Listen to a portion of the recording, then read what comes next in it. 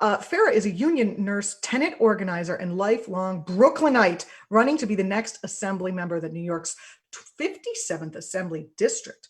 A longtime Crown Heights resident and the daughter of Haitian immigrants, Phara decided to run after she was arrested in Albany protesting for strong rent laws and the Housing Justice for All Coalition in 2019.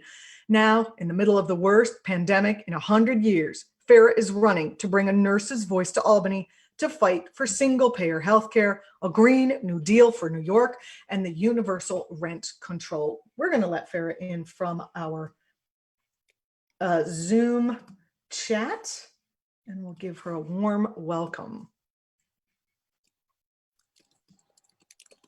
Phara Souffrant, thanks for joining us on the program. I see that you're in, and it's great to have you back. Thank you. Thank you so much for having me back.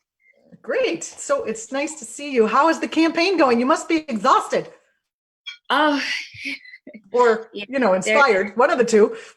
It's exhausting. It is exhausting, but it's so like we've been putting in the work, dedication. Now we're going to sow the results. I'm going to see what it is. Well, you've been doing a great job, you know, just getting the message out there of what a just system would look like. One of your quotes was, "Our current crisis shows that now more than ever, we must put public health above profit." Can you talk about what you're fighting to do in this area? So as a nurse, I work in two kind of ways. I work as a field nurse. I'm a maternal child health nurse where I visit patients in their homes. And also— oh my God, that's wonderful. I wish I had that when I was, it was just me and the baby all by myself. I didn't know what I was doing. and that's why, like, I'm doing what I'm doing now. It is so surprising how something so basic as childbirth, something that we have been doing for ages, right? We're humans, but it's so unsupported. And it's isolating. Very isolating. So in addition to being a new mom or a mom of four now, you have on top of that, for housing conditions, your insurance doesn't want to pay for your breast pump, or you're facing issues like your husband has to go back to work, or you're not feeling supported, basically. Or how about the myriad of things that the women have to deal with their own physical bodies after birth? Everyone just thinks you just hop off the bed and you're ready to go. And, you know, if your insurance doesn't want to cover it, then what? You know how many C-sections do you hiss? Like, I have to catch that. Yeah. Okay, so you know that you want to see that little smile? When you feel like, ooh, this feels a little too open. What's going on? Yeah. Well, that's what I do. I come in and check it. So. Oh, that's a great thing. That's a great thing. Well, I mean, from that perspective, and I would vote, even not knowing the rest of your platform, I think having someone whose primary purpose is to help people in the most, in their hour of need, is what should underlie all people running for political office to serve the people. You have to know what service is. And I'm talking to you, Trump. You know, you have to know what service is in order to be able to be an effective public servant. But let's talk about, you know, funding the hospital system to reverse the state's history of closures and cuts. What's going on there that affects the people in your district, and how would you be able to handle it? Well, I am fighting for the New York Health Act, which is a single payer insurance. This idea that we wouldn't have so many Aetnas and, you know, whatever else is out there. But the root of the problem is that we are in a space where our governor is pushing a budget, an austere budget. Instead of adding to the slush fund right now, right, adding to the healthcare budget during a pandemic, he has actually pushed a $400 million cut. And what does that mean? Not only are we looking at our public hospital system that's already cash strapped, but we're also looking at what is public health. People who come in and do tracings, or people who come in and make sure that you're taking your tuberculosis medication. HIV patients are being supported. Public programs like me, where I am the nurse that comes in and checks on you after you give birth to your baby and you're diabetic, checking your closets and your cupboard to make sure you're eating well. This is what public health means. And when you're constantly cutting and cutting and cutting back from that, you set the people up for a bad pandemic, as we see it in COVID-19, where we had hospitals that were cash-strapped, did not have enough ventilators, there were not enough staff, not enough nurses to do what they need to do to make sure people stay safe. And so that's why I'm fighting not only for the New York Health Act, but the Safe Staff Bill, which would make sure that there is a ratio. We have enough nurses to staff a hospital. And in general, pushing forth that public health cannot be commodified. This is what happens when you put a price dollar on health. It all falls apart. Now we're on phase 2 and we're still not sure if we're ready. That's because we just haven't put health as a priority. What happens if New York actually passes the New York Health Act?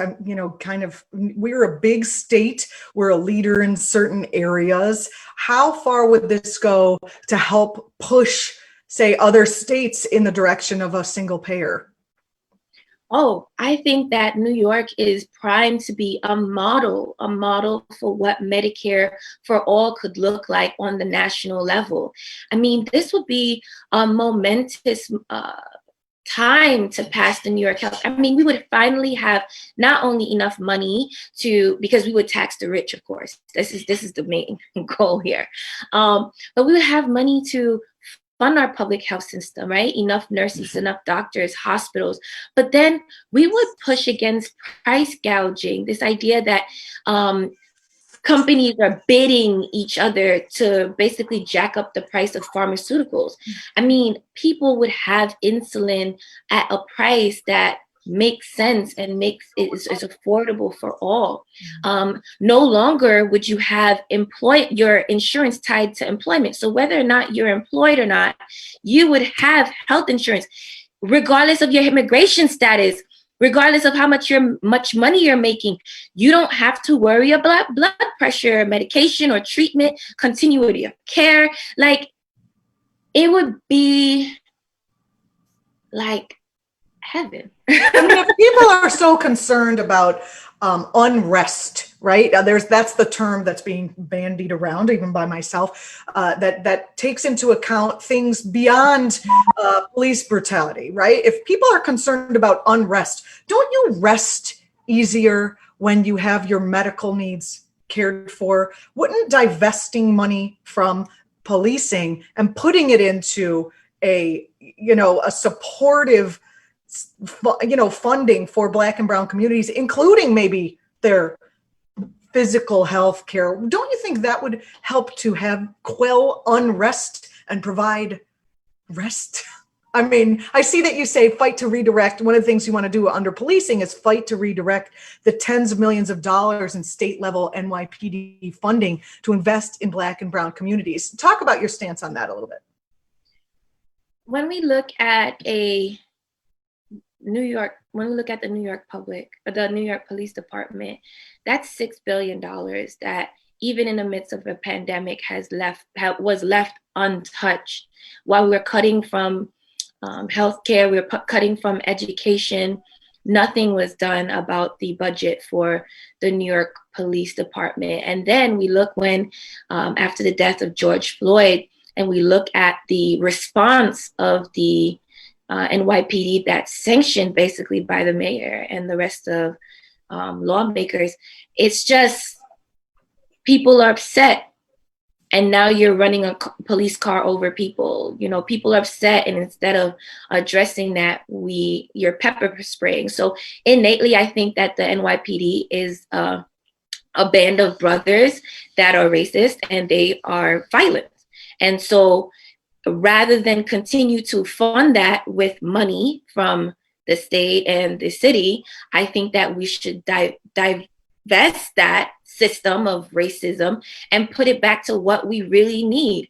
When I talk to people in my community, if you're not talking about the rent, if you're not talking about how I'm going to eat, how I'm going to sleep tonight, you're not really basically meeting me at where I'm at. So funding our schools, funding a just public health system, doing something about addressing housing, that's what we need to do. And that's where that money would go. I mean, the NYPD has a foreign intelligence unit. Why? So we are not only asking to at minimum right now 50%. So that's $3 billion cut. And I want to see the receipts going to education, healthcare, and housing. Mm-hmm. Talk about your opponent. What's he up to, and why does he need to be replaced? Walter Mosley, right? Yeah, well, Walter T. Mosley III. Let's be very clear, okay? So, because I want, there's a difference. There's a difference when we talk about, for example, housing. I'm a tenant activist. So back in June, when we had the big housing laws passed, on June 4th, I was arrested for housing. Walter Mosley was standing by as if this was a spectator sport. When we talk about me being a frontline worker, I mean, during a pandemic, civil unrest, running a campaign, I still was clocking hours to make sure I do the things I need to do to make sure my patients stay safe. Walter Mosley was ignoring the cries for cancel the rent. He did not post, did not tweet, did not talk about the need for PPE for frontline workers.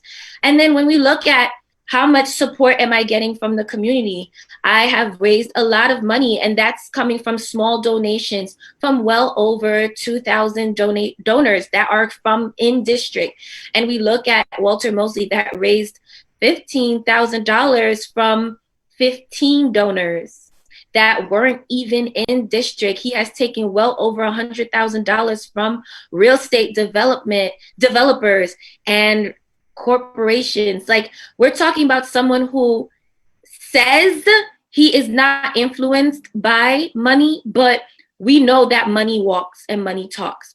People power and money power cannot mix. I don't care how much you took, even $1. And that's why I pledge never to take real estate or corporation dollars. I don't want to hear it. Any lobbyist that comes to me, I don't have to listen to you. I don't owe you 1 red cent. I don't owe you 1 minute of my time because you have not fueled my campaign. You do not. You're not the coalitions that I take a part of. So his time, he's establishment. He's a follower. I'm a leader. Point blank period. He's got to go. You're running on the DSA slate. Why is it important to bring policies that the DSA likes to New York? Because this is what the people want. When we talk about the DSA, we're talking about people. It's so interesting how DSA is, I've never really known about the name Democratic Socialist America, but I knew of the work that they were producing. As a union worker, as a union nurse, that's part of our membership is DSA, but I didn't know that. I just knew that we had nurses that were standing up fighting for New York Health Act and state staffing.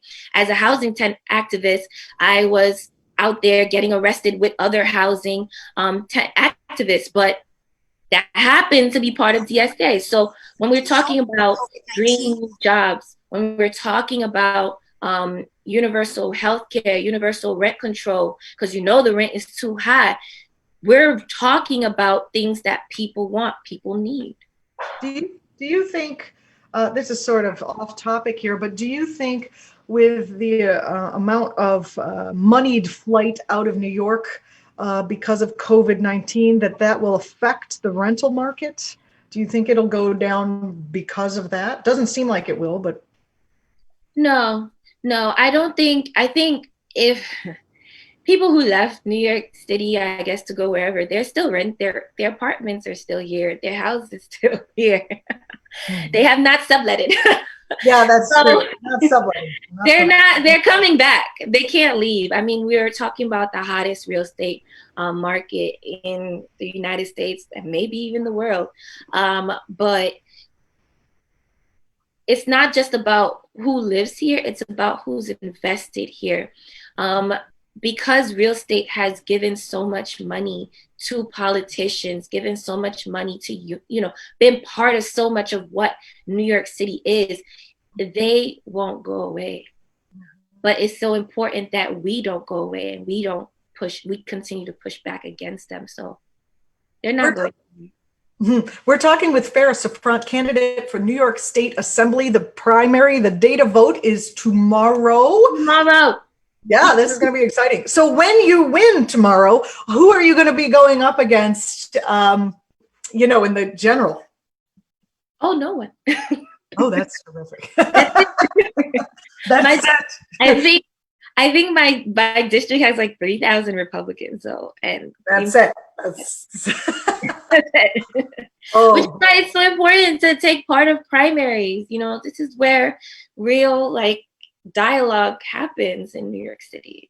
Absolutely. Well, we wish you the best, Phara Souffrant. Thank you for joining us on the program today. And this interview will be out for you to spread about in case people are just coming along to knowing that you're out there. But yeah, I'm really looking forward to seeing the results, and I wish you the best. Thank you so much. Thank you so much for joining us.